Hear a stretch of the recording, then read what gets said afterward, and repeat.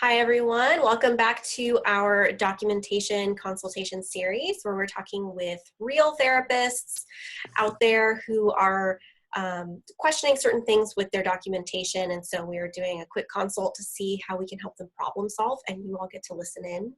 And I know a lot of people have very, very similar questions, so I know that you will benefit from watching this. So today we have Melissa Waggy, who is a master's level psychologist. And Melissa, why don't you go ahead and introduce yourself and let us know a little bit about your practice and what you do and who you typically see. Sure. So like you said, my name is Melissa Waggy. My office is in Westland, Michigan, and I mostly work with a lot of people with anxiety issues, struggling with just worry and anxiety, sometimes PTSD, a little depression, but a lot of anxiety. I get a lot of people with that. And I just like helping people to grow and change. And I also come from a Christian perspective, and so I offer Christian integration into the counseling if the clients are interested in that. And so, it's fun to work with people and see how God's working in their lives too, and get to be a part of it. So very cool. Yeah, as like a little side note, I know Scott Miller has been talking recently a lot about spirituality, and also, things that some people might consider a little outside the realm of spirituality and more into like the woo-woo realm. But, how all of that impacts our clients, and just how much the general population really finds that important, and how that is very different from how a lot of psychologists and therapists in general view things. So he's really got this movement to try and get that back into therapy, because people are seeking out help through these resources. And if we're not willing to at least talk with them about it, about how it can help them, then people will often leave our services in favor of that. So sorry, there's like a little gnat in here flying around.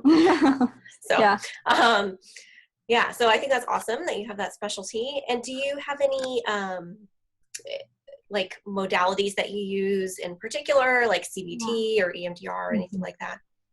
Yeah, I do a lot of CBT. I do look at or use some like dialectical stuff sometimes when people are having problems with like managing emotions or even identifying emotions. I do bring in stuff like that too.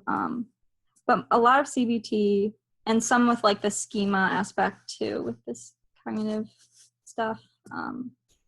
But I'm considering getting trained in EMDR, but that's a big process. So yeah.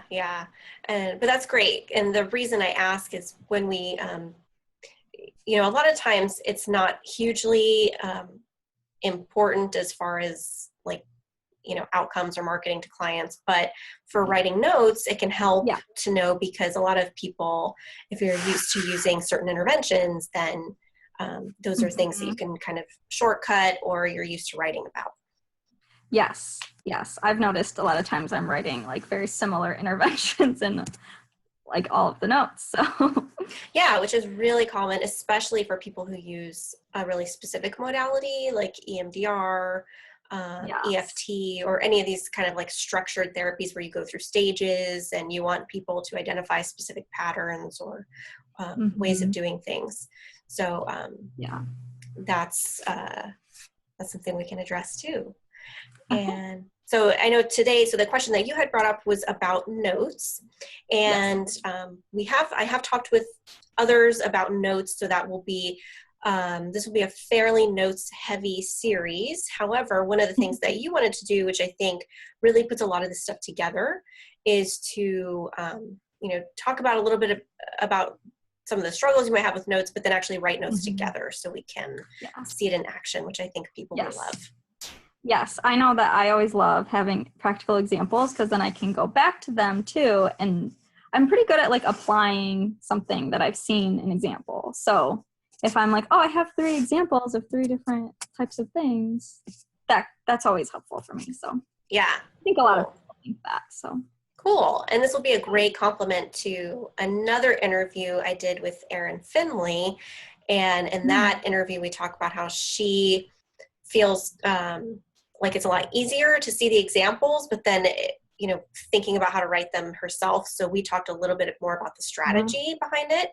But cool. I think this will be a really nice complement because we didn't actually sit down and go through how to write notes or go through examples.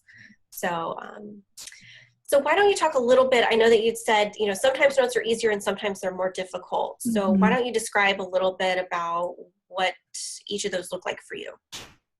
Sure. So I was thinking a lot about it, and I think when it's the hardest for me to write a note after a session is when I don't feel great about how well I maybe did or didn't do. Oh, yeah. Like when I think, what I tried didn't work, or I couldn't think of anything great to offer them at that time, or just sort of feeling like they talked like almost the whole time and I hardly could get a word in, different time, just any time where I'm thinking, did I really offer anything of help to them in that session? Which, I don't want that to happen very often, but sometimes I think it happens to all of us. If we're Absolutely. being honest. Yeah. So I think that is when I have trouble, because when I think that I really did something helpful, I can kind of focus on that and I can write about, what we talked about in relation to, what was accomplished in the session and what I did to help them accomplish something, and observations and assessment and everything sort of around that topic. But sometimes when it feels, excuse me, more like scattered or like just not as effective of a session, then I think that's when I struggle more. Yeah, because the note really is, ideally, it's like a reflection of the session. So if it was difficult to figure out like what happened, because sometimes you have these sessions where you're kind of like, what even happened right now? Like, how did this happen? Or like, what did I do? Or why didn't I do this? Right. Sometimes I'm writing the note and I'm like, oh, that would have been a great idea. Why didn't I think of that, 20 minutes ago? Yeah.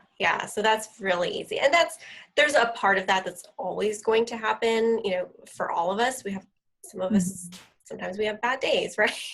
Sure. But I would say one thing that can be helpful, that I've found helpful, is most of the time, that is the case, like by the end of the session, right? It's sometimes you're kind of reflecting later, but usually, by the end of the session, like this did not go that well. And there's a feeling you have. So maybe take the last few minutes near the end to ask your client, what do you think was most helpful for you today? Or what is something that you're going to take from today moving forward? Or even asking about like feedback. So sometimes it's even appropriate to say, today felt a little off. Is there anything that, you could take that a bunch of different ways, but you could maybe ask them why they felt it was a little bit off. And obviously then you could get into all kinds of stuff, or you could ask them, today felt a little bit off. I really want to make sure that next week, we're able to get back on track. What do you think we could do for next week? So you're just kind of using your own perception of how things went, because usually we sort of feel like our clients probably have the same perception, right? And so that might give you a little bit more direction for what to write afterwards. Yeah, that's a really good idea too, because there have been times where I've said something like that and they've come up with something that I'm like, oh, okay. I'm glad you found something. And then sometimes they'll say something and I'm like, I don't really think I said that, but I'm glad you got that from it. Like something that they thought was helpful that I'm like, well, good. known. Yeah, and that way I think it makes both of you feel a little bit better about the way things are ending, but then it also gives you like some concrete, practical information for writing your note. Right. And I think if it was off, and if they do sort of say that nothing was, like they don't really know if there was anything helpful or something, then acknowledging that to them, I think too helps build like your own credibility with them. Like you actually know, like, or I would actually know that this wasn't the best session. And they also Yeah. Yeah. And it's not realistic that if you're seeing someone, if you work with anxiety, you're probably seeing people, maybe for not years and years, but you're seeing people for months on end. And so then, every session is not going to be this like brilliant, life-changing event for them, right? There's going to be these ebbs and flows, and it just depends on a bunch of different things. And that's because that's how life is, right? So, right. So it's a great clinical. And change can be slow sometimes. Yes. And I know I've talked with clients who have, talked about the experience of being in therapy and how sometimes it is so difficult to address all these things that, they're not being resistant, quote unquote. They're literally saying, this is just too much for me to handle right now. And that's okay. And sometimes there are points where we take a break or we stop or we move on to something else. And of course that depends on, you and your client. But, I think opening up the conversation to talk about that stuff is really a key to, being a really effective therapist. And like you said, when you feel good and feel like you have clarity about what happened, whether or not it's good or bad or whatever, then it's easier to write your notes. Right. I would agree. Cool. And anything else about like times where it's easier or more difficult to write notes that you wanted to talk about? Because I know that's kind of a specific thing.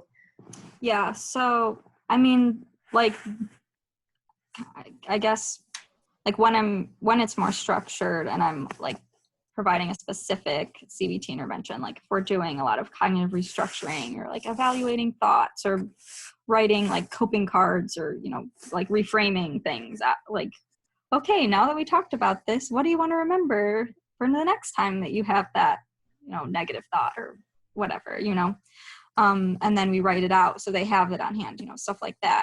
That's a lot easier to write about because it was very focused. But when the session feels unfocused, like when the client, like a lot of times, especially earlier on in the sessions or like in treatment, it'll feel their life is a little more chaotic and they come in presenting in more of a chaotic way and they might be harder to get to focus on one thing. And they were like, oh, I have problems at work. And then my wife or my husband or my boyfriend or my kid, and then there's my parents and the dog. And it's like, okay, let's try to focus on something to work on or just how you're feeling about it or something like something more focused, but sometimes that's harder. And then the note feels really, I don't know, maybe just like a laundry list of problems that they're going through or whatever. Yeah. It's harder to feel like the note is as focused. Is that sort of the same thing that what I just said earlier? No, I understand what you mean. And it's really interesting because one of the tips I give people a lot is to think about like a theme for the session, right? And I think I've read stuff like that in your blogs and stuff. But you're right that a lot of the times that does work and that helps. Yes. If you have kind of extraneous things that you're like, oh, okay, that helps to think like, okay, those things aren't as important. I can just leave them out. It's not a big deal. But there are times, and I would say I actually experience this a lot because I do a lot of longer sessions and I do a lot of career counseling. And so we will talk about a lot of different things. And the theme might be career counseling, but, we're talking about all kinds of stuff. So, so I've experienced that as well, where you have all these different things to talk about in the session. And it's, it's not even always a bad thing. Sometimes it is more a reflection of people not having direction or people not understanding even like where they want to go. Yes. So for that, I think what can be really helpful is to, whether you do this just like on paper, do you use an EHR or do you do your notes by hand? I do it by hand. Okay. I'm thinking I need to switch that because it's so time consuming, but I'm like, I started doing it that way and it was, cheap and easy. So I've just kept it up, but. Yeah. And I would say it's still about like 50-50 from most therapists I talk with, that people are using paper versus EHR. Maybe a little bit more EHR like just this year. But so the benefit, if you use paper, actually, is that in sessions like that, one of the things you can do is kind of start your notes while you're with the client. And you can, I don't know if you've heard me talk about collaborative documentation, you can incorporate that, or you can use like a little combo method. So by saying, I know that there's so much going on and we might talk about a lot of different things today. What are maybe like the top 2 things you want to make sure we cover? And then you can write those at the top of your note while you're there in the session. Mm-hmm. And that kind of helps guide you in the session and also kind of give some direction to the client, like, oh, okay, it makes it like official, right? That these are the things we're going to really focus on. But then you've also started your note a little bit. And so you remember, oh, okay, these are the things we're going to focus on. And if you want to jot down a couple of points, you can. And then at the end, you can review it. And if you want to even use that phrase, so, okay, we try to focus on these 2 things. What do you think you gained from that? I'm going to write this down so that we can remember. And usually that's, it's not very invasive. Clients don't feel like it's like you're sitting there like the stereotype of somebody like sitting there with their notepad, like taking dictation, right? Yeah. So it's sort of a friendly way to incorporate getting some of that information into your notes early on. Yeah. And I've done that a little bit with like really structured CBT sessions where it's like, we're making an agenda or we're writing down a few things that we're going to talk about. Like, and then we're going to talk about them and write things down. A little bit of that. But sometimes it does, when I do write things down, it does feel a little invasive. So that is a good, like, kind of middle ground between like just letting it all be scattered and then not knowing what to write. And so like with specific clients, I think that would be helpful. Exactly. Like what you're saying, like when it is, when I know, like when I have used it in the past for clients that I know have a hard time getting onto one topic. And so we make an agenda and everything. That's, and I usually just phrase it to people, like I want to make sure you get the most out of this. What are the top 2 things that you want to make sure we cover? And I have to do that a lot actually in my sessions because I do a lot of, like I said, these longer sessions where we do talk about a bunch of different things at a time because it works very well for that type of, the type of people I'm seeing. But as far as writing the notes, it can make them like really long or create too many things for me to remember. So I will have to jot down notes while I'm in the session. And I just tell people, I'll write down a few things just so that I can remember and particularly like resources and stuff like that. And people are always fine with it. Yeah. Cool. That sounds good. Yeah, so and like you said, with different clients, it might work, but it's worth trying out. And then it's also a nice, easy way if you've ever thought about using collaborative documentation. Usually it's actually the clients that, like according to the research, clients that are a little bit more like uninterested in therapy or having more difficulty with therapy that it works better. So I sort of think that's why, because it's sort of like encouraging us to really have that conversation more and push the issue of how can we make this helpful? How can we have some direction? Yeah. And it seems like then the client takes a little more ownership too of like forming a direction or a focus. Yeah. For someone who's maybe a little less motivated, that might be helpful. Totally. Yeah. So some different strategies to try with different people. Yeah. This is good stuff. Yeah. And so let's get into maybe doing a couple of notes. Does that sound good right now? Sure. Okay. Cool. Yeah. Yeah. And I do have another thing I wanted to bring up. Yeah. Yeah, go ahead. So should I just do that now? Okay. Yeah. It's all about notes. So a lot of times clients will talk a lot about, okay, well, first of all, there are always those clients who like to talk about, oh, like, what's going on with you? Well, they just talk about other people around them. Like, they're sort of saying, my problem is that other people have problems around me.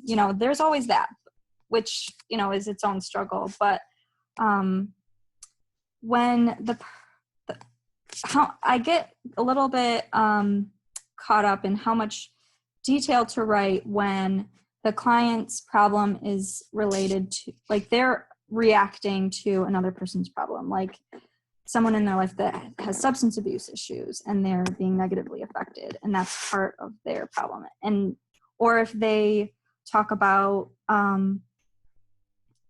having been assaulted or like sexually assaulted or something like that, and they are talking about someone else, or sometimes they'll be telling me about another person in their life who has a mental health issue, but that person is not diagnosed, I don't know them, whatever, and writing it in the note, how much detail to write about it in the note, when I know that note potentially could be seen in like a legal setting, or like, I don't take insurance, so the insurance company isn't going to see it. But if I'm writing about like client spouse's alcohol issues, and like that somehow becomes in like a legal setting or something where that, yeah, I'm trying to think of another way besides a legal setting where someone would be seeing the note. But like, I don't have any way to prove that person is an alcoholic or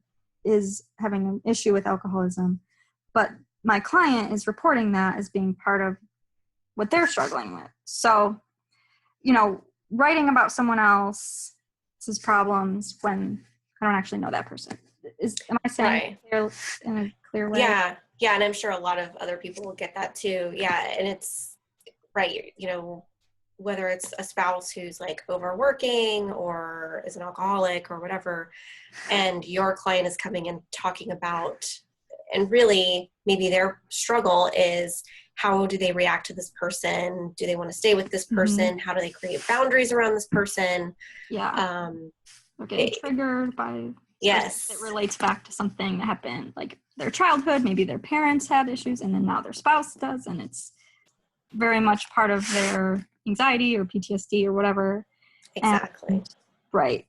Yeah. So, and it could even be, there's a million examples of this, right? Like someone who's taking care of an elderly parent, or someone, right, and all the stuff that happens with that. And so then they're probably talking about all kinds of family members. There's so many things. So for that, I would suggest using, and we can use this as one of our examples too. Yeah, good. That's good. Using terms like the relationship, so not the name of the person, so like husband, mother, father, etc., which I think is fine, and I think it's very relevant, obviously, because if you're seeing, for example, like a woman who's married to a man who is drinking consistently and she thinks he might be an alcoholic, and he has no interest in working on that at this time, that's going to be super relevant to the work you're doing, right? So you do have to bring that up and write about it.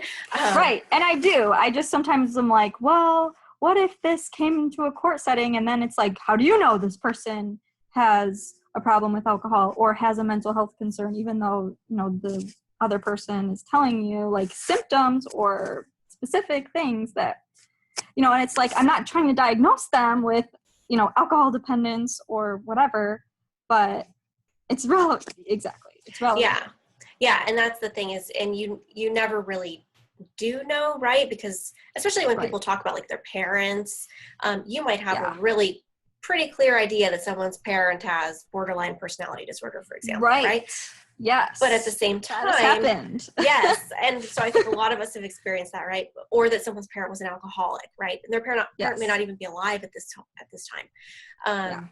But you would obviously never make that diagnosis because you've never seen that person, and you don't know what, a child's perception of things might be very different than what actually occurred. So I think what the key to focus on is what your client is reporting. So if your client reports that their husband drinks 6 bottles of beer every single night and then a 5th of vodka when on the weekends, that's what she's reporting. And so you're not making a judgment about him in any way. You're simply writing what she reports. And the focus is going to be on how it's impacting her. Yes. And same thing with so the example of someone who maybe is describing a lot of things where their parent may have had like a borderline personality disorder. Like a lot of times it's different examples of interacting with the parent, and they're not like, the parent is, does that like switching from loving me to hating me. I can't, for some reason, the name of that is jumping out of my mind right now, but this like ambivalence. Right. It starts with an S. I can't think of it. Anyway, going back and forth. They don't actually say like a symptom. They talk about an example, and then, so then that is a lot different than maybe, or they say somebody was drunk yesterday. I don't know how much that person drank. Maybe they don't know how much that person drank, but Yeah. So I would stick with like the examples they're giving. And then also, I think this is also a really good example where like your notes are just a reflection of what you're doing in session, right? Because you're not going to tell someone, well, your mom had borderline personality disorder, but you're going to say, maybe you've met with this person for a while, right? A lot of the things that you've told me are very consistent with people who have borderline personality disorder. Right. Because and I have had that where I'm like, I can't diagnose them. I've never met your husband, mom, dad, whoever, but from what you're saying, it sounds like this. Yeah. Yeah. And so, this disorder sees people who have this disorder behave in a very similar way. And because you might say that because you want to give them information, right? And you want them to have further resources. Recommend books or yes. Exactly. And so there, I think that's the same language you would use in your note, like provided psychoeducation on behaviors, described by the client and how they are consistent with the same behaviors that people who have borderline personality disorder exhibit. Okay. Because there, you're not saying anywhere in your session or in your note that you've diagnosed somebody else with something, but you're saying, hey, regardless if there's a diagnosis or not, that really is kind of irrelevant, right? Because diagnoses are simply a cluster of behaviors. Yes. So if all these behaviors are pretty consistent, this book's going to be helpful probably, right? Yes.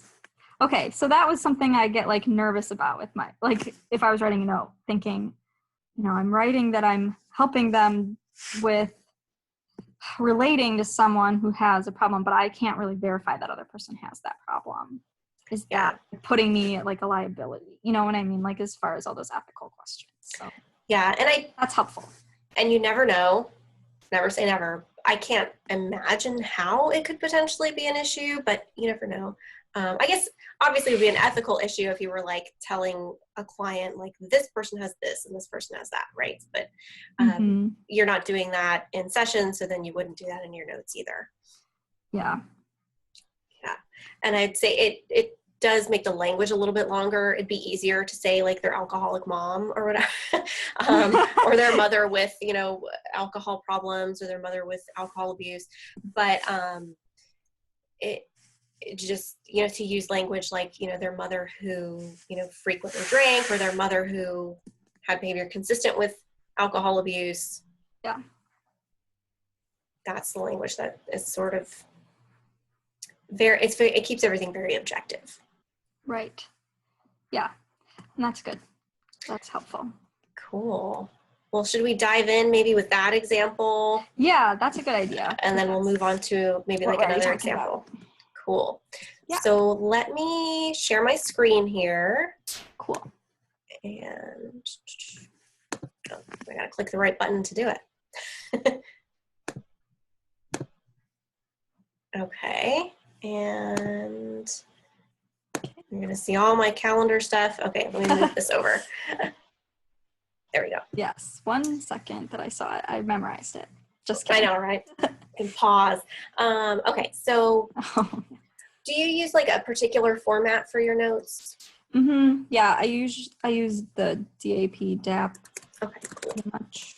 So that's usually what I use for examples because it's easy. So that works. Yeah, and I do have like sections. So like the first section for the data section would be more like what the client like was focusing on, like their either their symptoms or functional impairment or their stressors in their life, you know what I mean? Like kind so of things that they're reporting. Right, things that they are presenting with, things that they're wanting to focus on, talk about, and then I would put in interventions under data still, and then observations. Those are like that's just how I have it broken up. I think that's how it was in my practicum, and I just kept doing it that way. Yeah, a lot of times that's the easiest way to do it. Yeah, and then assessment, I just have that, and then plan is just plan. Okay. But that's how my like notes look. I mean, obviously there's like their name and stuff at the top, and like the time that we met and what all of that good stuff, but we're not putting that in now. Yeah, we'll just focus on the content. Cool. No, that's good, helpful. And yeah, because I always tell people like the data is really anything that's observable that happened, and really these things are all going to either be like impairments and stressors and symptoms are going to be either observed or like reported by your client. Right. Yeah. And the interventions are usually things that you did in the session or said, and observations. So cool. All right. So data. So do you want to maybe like describe a session that occurred? And we did talk about this previously before we started recording. So we're going to mix up some things so that it's, you're not actually describing like a full session you had with a real client, to maintain people's confidentiality. But if you want to describe one, and then we can sort of write it out together. Okay, so let's say, since this isn't really real, but let's say that the client comes in talking about an issue with their spouse having gotten drunk over the weekend, and maybe they said some, hurtful things to the client, and the client was even more, upset by it than maybe someone else would be, because they also had an alcoholic parent growing up. And according to them, their parent was an alcoholic. And so it's like a trigger for them to, their childhood with their parent. And so, they start thinking things like when their parent had this happen, they had to like take care of the parent. And they are thinking, now this is happening with my spouse. I'm going to be having to take care of my spouse. Like, like sort of the loss of childhood type of thing, now like loss of as an adult in a way. But, it's just more stressful and painful for them because they've already been through that. Yes. This is a conglomeration of different real people, but. Yes. Well, I'm sure we've all at least met someone with a similar story, right? So. Yeah. So do you want more than that? I think that's good. And then what kind of interventions did you provide during the session, or how did you help direct things? So probably with something like that, we would say, well, doing like a lot of, empathizing, obviously the like relational components. And then sometimes depending, like if it's like someone who has like PTSD, a lot of times I'll work with them on sort of processing that, like a memory, like what it triggered for them from childhood, to help them see it like a bit more objectively. Like, okay, yeah, you had to take care of your parent, but in that situation, but then now that you're an adult, you have a lot more resources to take care of someone, or, you might not have to take care of them as much or whatever. It's hard because this isn't real. I know it's always harder to think of like fake sessions. Okay. Yeah. So, Yeah. So if they're like more of a PTSD person, then, or someone who has PTSD, then I do more of that, like, you know, like the trauma focused cognitive stuff where you go back to the memories and you try to see where the distortions are from like when the trauma occurred, because that led to cognitive distortions and stuff that are still present. Do you know what I'm talking about? Yeah, absolutely. Yeah. And yeah. then So discussing like, the difference in the resources that people have. Right. Now. Right. And then also helping them see how, oh, well, what you thought then, like now that you're looking at it, you know, with your more objective stance, or maybe you're an adult stance if you were a kid when it happened before, you know, now you're able to have a little bit of a different perspective on it. So now let's look at what's happening now and see if that helps the way you look at the current situation, you know, that kind of thing. Yeah. So that, or if they're not someone with like PTSD, then we would work more on coping skills with, you know, how to work with this person and how to set boundaries around this person and how to self-soothe, because the other person obviously isn't available emotionally for them if they are intoxicated all weekend.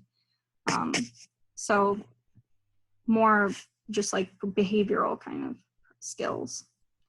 Right. Okay, cool. I mean, yeah, and we can develop it a little. Sounds good to you? Because this is just coming on the top of my head. Yeah, and we can develop it more as we go if we need to. But I think we can all sort of fill in the gaps there, and that does a pretty good job of describing what could be a very common session for a lot of people, right? Right. And sort of how you would dive into all of those things. So, you know, we could just start it off by, you know, client reported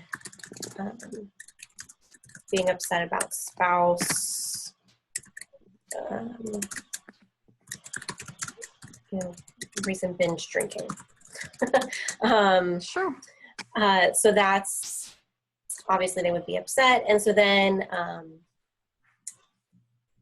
yeah, so would you in at that point, like, detail, like I would probably write in, they're upset about the spouse's binge drinking and reported hurtful things the spouse said. And maybe depending on how important the specific things the spouse said were to that, like if it was, oh, my mom said this about me when I was, you know, if it like sort of like triggered a core belief type of thing, going back to the CBT thing, like if they have a core belief that they are unlovable because, you know, if you have an alcoholic parent, that can be, you can feel sort of uncared about because you get a little more neglected. Then if the spouse said something like that would trigger that in them, then that would I would probably focus on that too. Yeah. So if it was something like that, then we would. Absolutely. Yeah. So if there's any like really poignant quotes that, you know, just that seem really important to the client at all, I would definitely include those. Okay. Like you said, or if it was something specific that happened while the spouse was drinking, you know, and, you know, insults he made while drunk. So, and then you could either, you know, provide an example, like you said, if you think it's really relevant, right. Or if like it was just them being upset about the incident in general, then I would, right. I would stick yeah. to it So if it was like something, because then let's say the spouse said something like, I don't know.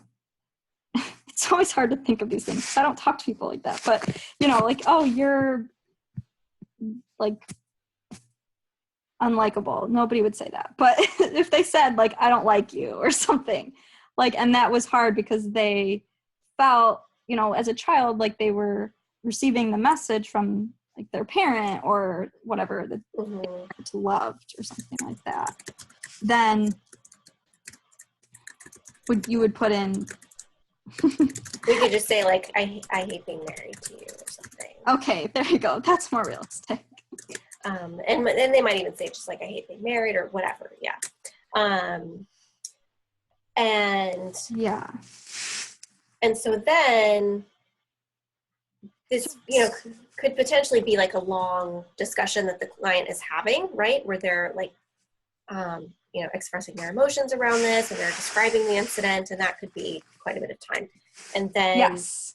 you would probably, so I wouldn't, like, you don't have to go into a whole bunch more detail about this. Like, these two sentences give us a lot of information about why someone's pretty upset, right?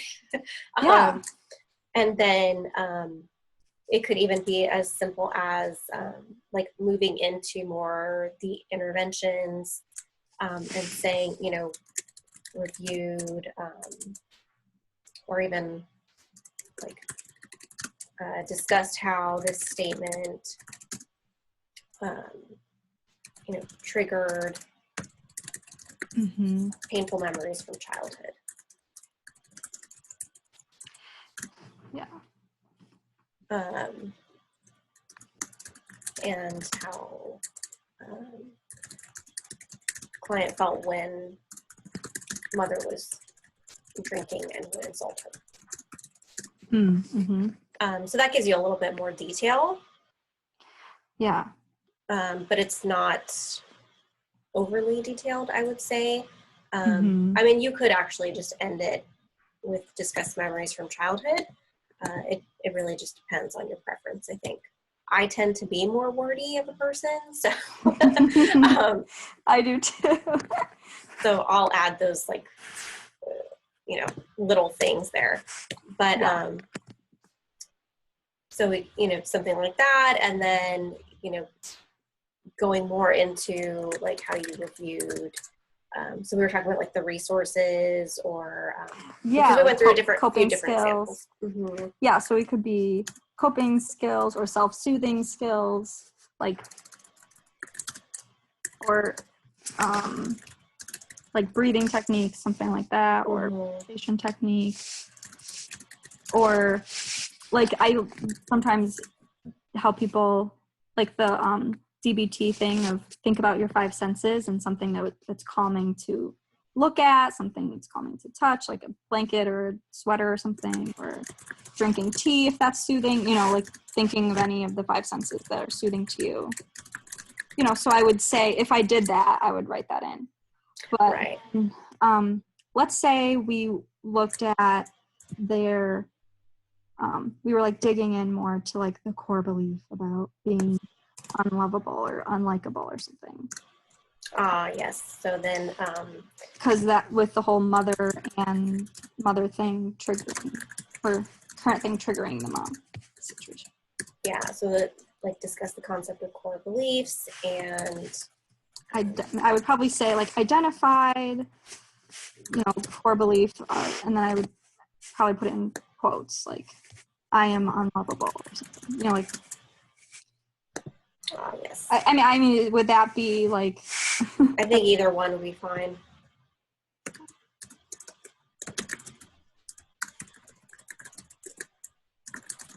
And you could either say like that you processed it further, that you discussed how this impacts your marriage, or impacts the, you know, we did say your spouse. Yes, that, you know.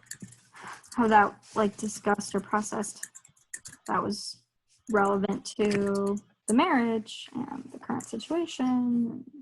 Yeah, all these different I would phrases. probably write a lot of more words, but yeah, but there's a lot here. But that is very much in line with the like idea of how I would do it. So that's good. Yeah, and you'll see. I mean, and you see, even if like we took this part out, right? Because this is kind of so if I did that, so if we also did that, or if that was a different example, if they weren't as much triggered by a core belief, or if there wasn't a childhood component to it, then, you know, there would just be the, okay, well, how do we deal with this? Because obviously that's a stressful thing to deal with, being insulted by your spouse and whatever. So. Right. And you might go, there's a bunch of different directions you could go with that, right? Because that could be like the trigger for someone considering a divorce. It could be more a trigger for someone, you know, looking at their core beliefs about themselves. It could be a trigger for someone being able to advocate for themselves and practicing communication skills and how to communicate with their spouse. So there's a bunch of different things. You're right. It totally depends on who the client is. If they're a passive, meek, kind of sit in the side and let somebody attack them person, then we would be working on assertiveness. And if they were just someone who got really upset emotionally, then we would be doing self-soothing. And they didn't know how to handle those emotions. Exactly. Yep. Yeah. So wherever you went with it, so we could even like, I would just probably take this part. I'll leave it here just in case people want to see like a couple different examples, but yeah, depending on the client struggle. Yeah. So that would, and I think that is a lot of information. I mean, you look at that and you're like, wow, you know, like you really get a good sense of what's going on with this person and what happened in the session. Obviously, if something else really significant happened, you could add that in here too, but I think this is already a lot of good information and sufficient information for the session. Cool. And then for the assessment, what would you want to add in there? Yeah, so sometimes the assessment is a little harder for me because I'm thinking, well, sometimes this was another thing I had thought about for talking about today, was like, sometimes, and you can tell me if this is like a good thing to do or not, but sometimes with assessment section, if like, let's say, in that session, I started to get like a clearer picture of the clients, like maybe more of like a clinical judgment or opinion of them, but more of a clearer picture of the client. Like they're very receptive to, or well, obviously I could write in like receptive to cognitive behavioral interventions or receptive to dialectical behavioral therapy interventions, you know, DBT interventions, or I could, like if it was the soothing and all that. Or clients, but sometimes I feel like it sounds a little more like an observation, like clients seemed resistant to self-soothing. I'm like, is that really an assessment? It seems a little bit like one to me because it seems sort of like a clinical judgment, but it also sort of seems like an observation. I think that's a really good example. It could be either, right? Because it could be that someone just had difficulty implementing a strategy you were reviewing and like needed a lot of encouragement or had to practice it a lot or just didn't quite get it and didn't really like, you know, fit with their personality or their needs or whatever. Or it could be more that they are, like I think a lot of times with working with people who are depressed and it's like nothing is ever good enough, right? There's no strategy that's ever going to work. This is never going to work because they're feeling so hopeless. And so then that could also be more that could be more of an assessment of like, you know, client continues to feel, you know, a deep sense of hopelessness and feels that, you know, no interventions are going to be useful at this time and is questioning, you know, whether treatment is going to work, but still continues to come, or, you know, right. So that could be more remains committed to therapy, even though thinks it will not help. Yeah. So that could be more of an assessment than than just the data of them constantly saying no or refusing to try different things. Yeah. So, I mean, it depends. So if we actually were looking at the situation as being a trigger to a childhood situation, and let's say this was when we identified that I am unlovable, like for the first time, that they have of being unlovable, and that's been like a theme throughout their life that stems from, you know, that early childhood experience with the mom who abused alcohol. Then maybe, and let's say that, and usually in my experience, identifying stuff like that is pretty powerful for the client. Like they tend to be very much like, I don't know, motivated by that, or like they're very engaged, I think, when if we identify a core belief. Like they're not just like sitting there like waiting for the session to end or something, or being passive. Like that's more of an engaging thing. So maybe so let's say that's what was happening when we really identified this core belief more for like the first time, then in the assessment, saying something about how that was impacting them, or like, you know, identifying core belief, but you can write how you want, but that was impactful, or maybe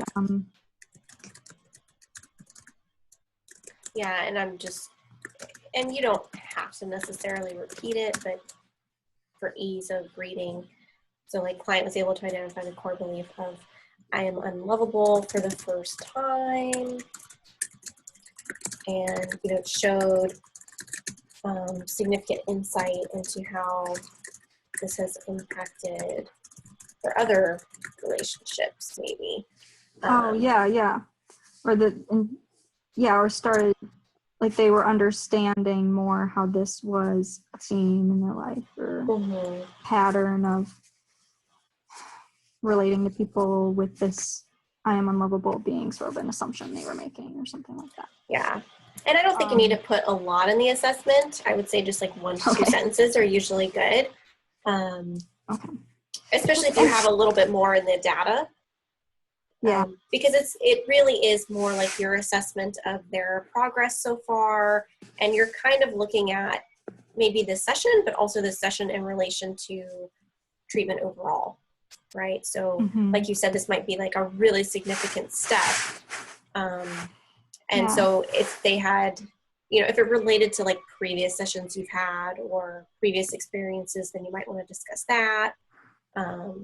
Or if it provided like a significant motivation for someone, you might want to mention that. I'm not sure if you can hear, there's a baby crying out in the hallway. I just heard a little bit of a, background noise, but I didn't know what it was. I wasn't distracted by it or anything. Cool. I'm actually in my office, not at my house, so. That's okay. That's good. Okay, well, so in relation to this, since we're on the assessment section, I had another, so sort of what we were talking about, like something being an observation, or if something is even needed to be in the progress note, or if it would be more of either like a psychotherapy note or maybe just a mental note or something. I'm probably not going to remember it that well if it's just a mental note. Yeah. And, like for a while, but it, if I have, after you have a lot of clients, it's hard to remember all of the things that you were like, oh, mental note. Yeah. So, if you have a client who you're trying to kind of process, like even trying to identify like automatic thoughts. It's going back to VT, I do that with people. Identifying, automatic thoughts and feelings associated with the automatic thought in a given situation. Like if sometimes that's like really easy for a client, and sometimes that can be like feels like pulling teeth. And it's because it's new to them and they're not very familiar with that topic. Like it's not like I'm bashing them or something, but that might be a little more of a struggle for them to be more insightful with what they're really thinking or be introspective in that way. And so sometimes like the assessment, I will want to write something like client struggles with being introspective or struggles with insight or identifying thoughts and feelings or something. Like, is that like a good thing, or is that too like absolutely judgy sounding? Or I think, client struggles, or even if it's a pattern, continues to struggle, with identifying how thoughts impact behavior. It could be struggling with identifying, their automatic thoughts that they have when they experience things. It could be struggling with identifying how, their childhood experiences impact their relationships. A million different things, right?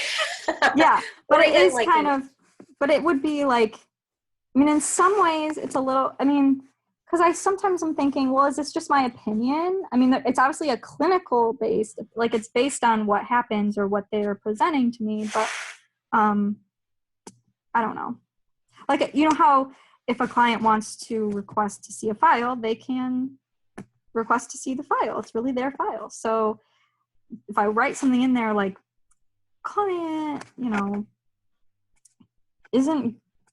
struggles with identifying thoughts and feelings, and then that doesn't sound that bad, but some things sound a little bit like they might be offended or take it as like a negative judgment about them or something, because during a session, usually I'm very much trying to be like a collaborator with them, be on their side, and obviously in a note, like in the progress note, you have to be a little more objective with things. So, and like writing or even like something like that, like writing that they were struggling with how thoughts impact their behavior. That's doesn't seem that bad, but there could be like other things like, I don't know, or struggle to focus on a single topic. I'm trying to think of an example of something. Well, it could be then like sort of using this fake client that we've sort of created, maybe they're, maybe you're seeing her 6 months later and she's continuing to have this relationship where she's constantly talking about being unhappy in the relationship, and yet, is staying in the relationship, right? Yeah, or like clients who I want to write something about how they're like not taking steps to change. They're venting about their problems to me, and I'm providing resources or solutions or ideas and things they can do, and they're like not doing them. Yeah, so it could even be something like, client continues to engage in treatment and, reports finding it helpful, but still has not implemented any strategies at home that were discussed in sessions. Instead of saying that they're unwilling to make changes. That sounds a lot better, yeah. Oh, and sometimes, like just as a personal thing about myself, sometimes I think of things in a blunt way to say them because that's what happens in my mind. And then I'm like, I can't write that or I can't say that. And then it's hard for me to even think of like a nice way to say it after I've already come up with like the more blunt way of saying it, that's a personal struggle I have. So that's, that comes up sometimes with maybe a note too. Yeah, and that's where I think it is good to think about what if my client saw this, and because that is it's not likely, but it is a possibility. And so that is what you want to think about when you're writing anything in your notes. Is that would this be potentially really upsetting to someone? And it might be upsetting.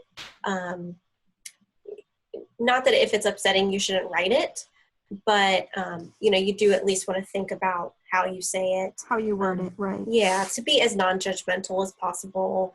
And I think that's where simply like trying to think about it like really objectively, and this is like a fairly objective statement where it's still an assessment of what's going on, but it's not really a value statement. It's just a statement of fact. That they say that they want to continue in therapy, but they're not actually implementing anything that's discussed in therapy, and it's been 6 months already. Right. And that has happened, so. Yeah, and that's where, obviously you want to talk with clients about that at some point, depending on what's going on. And that is also where it could be helpful, to even talk with your clients about like, so, I know that you say this is really helpful, and yet, it feels like, this goal that you had when you came in, we still, have not made much progress, or, what progress do you think we have made towards this goal? And, however you want to open up that conversation. Yeah. To talk about it. And then you can maybe dig in with the assessment. But as far as the assessment, I would just think of like, even if it's something maybe your client wouldn't be happy to hear, is it something that you could like tell them next week? It's unlikely that they're going to request their note next week, but if they ever did see it, how would you have talked about it? Yeah, how would you word it if you had actually talked to them? Right. Yeah, that's a good way to think about it. Yeah. Cool. Well, I know we're getting a little bit long on time here, but I like that we've gone through a couple different. Yeah, I like that. And for the plan, I mean, if I gave them homework, I would write that in there. Yeah. Just so that it would be like accessible for me to see quickly. And maybe you just give her like for this session, like a journaling task or something to talk more about the core beliefs, or, something to read or research. And then you always want to say, when the next session is. Right. I'm just going to call it.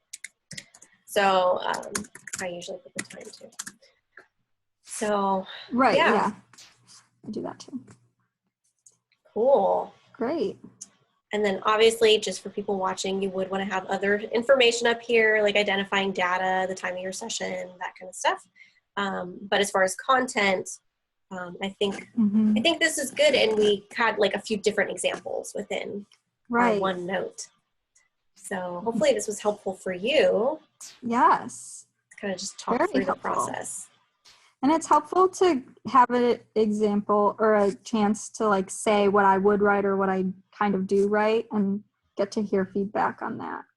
Totally. Yeah. And it sounds like it's pretty good. And I mean, I think it is a little bit easier with CBT interventions or with any modality that has like really structured interventions that you provide to every client, or strategies that you use with every client. But really with any, I mean, this client could be seen by so many different people, right? Practicing different modalities, and this information would pretty much all be the same. Even if you didn't use the term core belief, you probably would get into that, that relationship. Because if you were doing more like, because even like schema stuff, they wouldn't identify like those words, I'm unlovable, but they would be like, oh, the schema mode of rejected or something, like rejected child. They have their different. Exactly. But it's similar. So however whatever modality you're using, then it's fairly easy, I think, to adopt using this example. So I think that was a great example. Thank you for doing that. Yeah, no problem. I'm glad that it was good. Awesome. Well, any quick questions before we finish up here? Well, if it was more of like an unstructured session, like if they were sort of talking about a bunch of different things, this might not be quick. Well, whatever. Like if they were, and it did feel more like what I was talking about at the beginning, where I'm thinking, what did I really do that was helpful? I feel like all I really did was listen, because they had so much they wanted to share or whatever, which, that's the goal, is not to let it get to that point, to get it more focused and start to be like, okay, we've been talking for a while now, and is there something you want to dig into more together today, and so we can actually work on something, like that would be great. But for better or worse, sometimes that it doesn't go the way that it should or the way you would like it to. So in that case, would you just write about like all the different, like that they had a variety of problems, and would you write, like, this is what they talked about, like a bunch of different problems today? If there was maybe like a common theme throughout them, I might identify that. But if they were just like really different, I might say, client, I would just probably use more general terms and say client described, multiple areas in life that are causing stress right now, had difficulty identifying one that she wanted to focus on or one to narrow down, and, discussed multiple topics such as, work, family, relationship with parents, managing time. Okay. So not like really detailed about any of them. Yeah.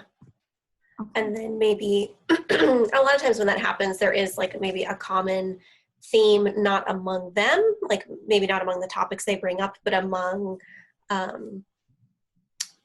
but more a common theme like within the client that is causing all of those to be. So then maybe that's like part of your assessment is, talking about like the fact that they have difficulty, making choices and, standing up for themselves. So that might be something that's impacting all of those areas and causing conflict at work and at home, et cetera. Yeah. Or it could be, which happens a lot, like difficulty with relationships and that's sort of a theme that they struggle with relationships. Yeah. Yeah. So that's what Okay. that's what I would put in the assessment. And it's okay for some notes to be shorter and some to be a little bit longer.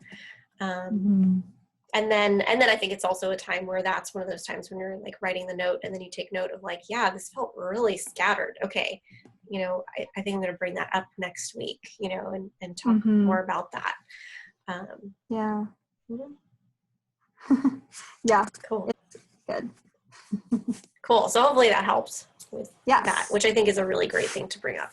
So cool. Thanks. Awesome. Okay. Well, thank you everybody for watching. If you've been watching this whole time, hope you enjoyed the writing notes together. Thank you so much, Melissa, for providing us the examples and sharing so much, because I know it's not easy to do that. And it is really hard to make up like fake notes. So thank you for sort of thinking of these different examples and working on that. No problem. All right. Well, thank you, everyone. And feel free to click below the video if you want to hear a little bit more about how you can continue to get help here on out. Thanks, Melissa. Thank you. Bye.